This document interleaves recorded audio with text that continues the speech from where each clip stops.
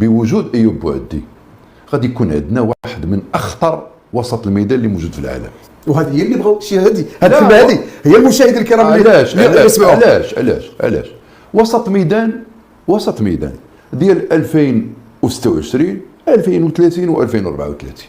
ونعطيك ثلاثه الاسماء قول السي بدر. يمكن لهم يشكلوا التريونجل ويمكن لك دير بهم انت المثلث الذهبي اللي كيحلم به اي منتخب.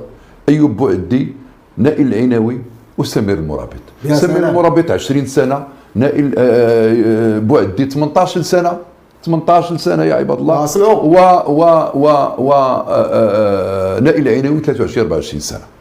فبالتالي من يكون عندك لاعبين بهذا المستوى هذا والزخم الفني وايضا الخبره، انا كنعتقد ايوب بوعدي بحال داكشي ديال لامين يامال او لامين جمال، لاعب كبر من السن ديالو.